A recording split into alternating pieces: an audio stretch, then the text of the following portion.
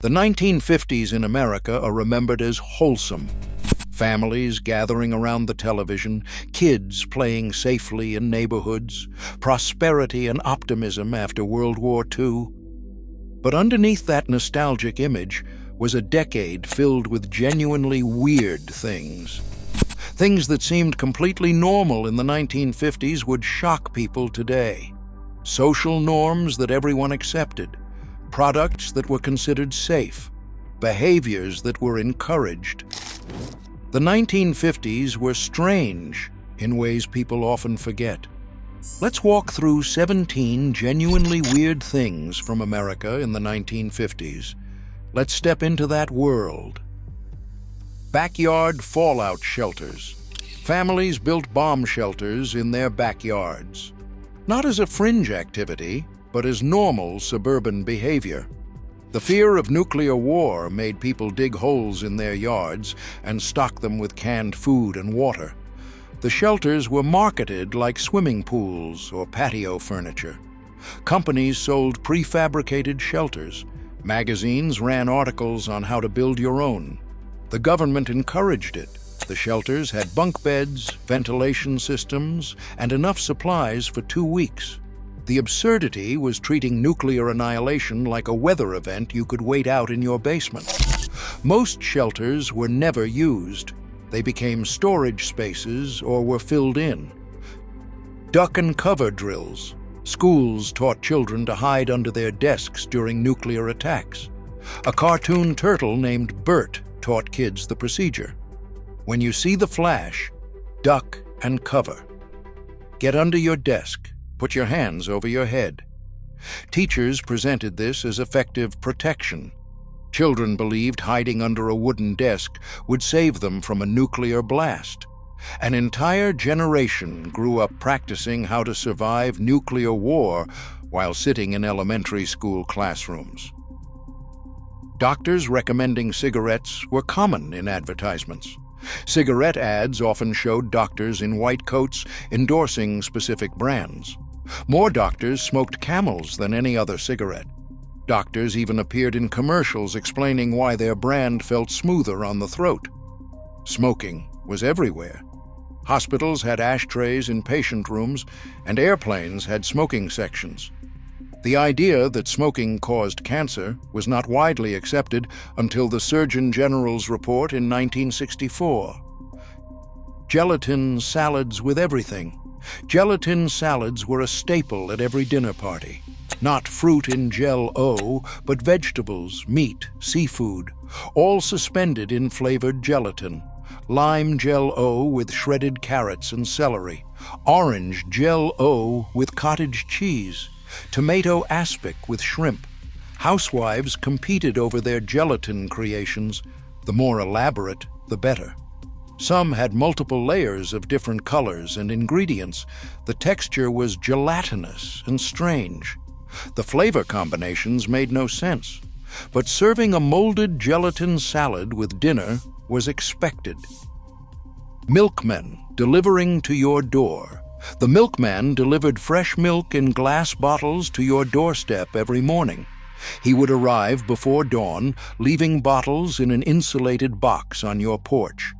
The milkman had a key to the milk box. Sometimes he would come into your house if you were not home, putting the milk directly in your refrigerator. This level of trust seems impossible today. By the late 1960s, supermarkets made milk delivery obsolete. TV dinners on folding trays. Frozen TV dinners were revolutionary. The entire meal came in an aluminum tray with meat, vegetables, potatoes, and dessert. You would heat it in the oven and eat directly from the tray. Families ate TV dinners while watching television, using folding trays instead of the dining table. This was considered modern and convenient. Swanson dominated the market. The TV dinner represented everything futuristic about the 1950s. Door-to-door salesmen everywhere. Salesmen would knock on your door selling everything: vacuum cleaners, encyclopedias, brushes, cosmetics, insurance. Housewives would let them inside. The Fuller brush man would come in and demonstrate his products in your living room. The Avon lady would sit at your kitchen table showing makeup. These were not quick transactions. The salesman would spend hours pitching their wares. The idea of letting strangers into your house to sell you things seems insane today. Housewives in heels and pearls. Women were expected to maintain perfect appearance while doing housework. Heels, dresses, makeup, pearls while vacuuming, cooking, and cleaning. Magazine ads and television shows reinforced this image. Your husband would come home from work and expect to find you looking beautiful, the house spotless, dinner ready. Being a housewife was treated like a full-time job with a dress code. The 1950s housewife in heels became a symbol of the decade's gender expectations. Asbestos, everything.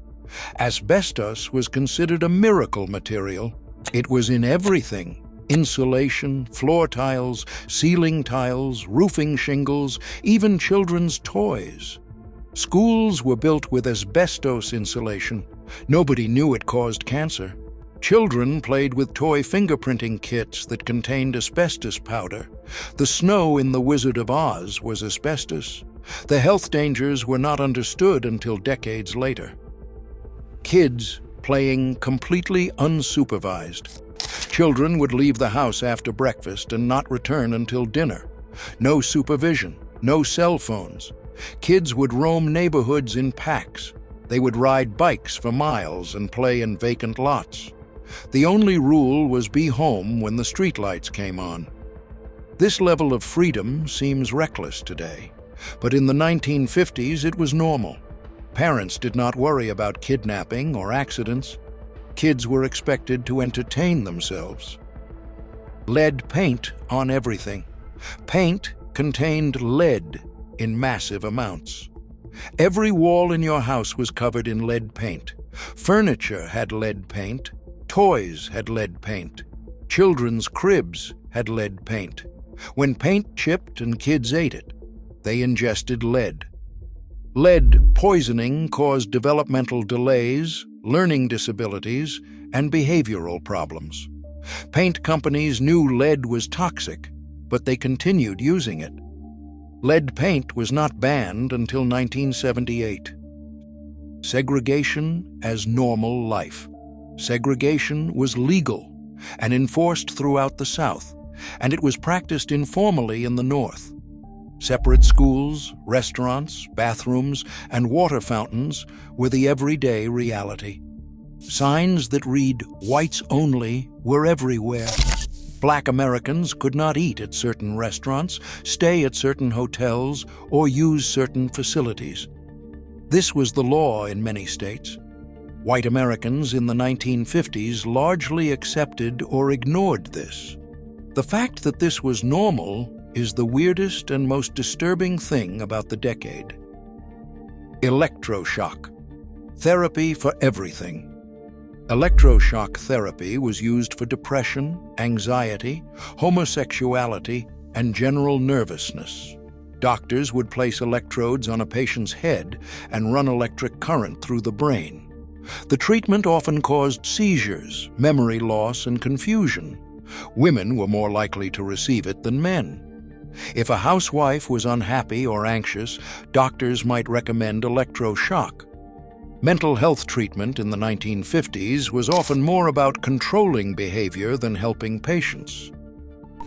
Radioactive consumer products. Companies put radioactive materials in consumer products. Radium was added to watch dials so they would glow in the dark. Radioactive beauty products promised to make skin glow. Shoe stores had X-ray machines where kids could see the bones in their feet.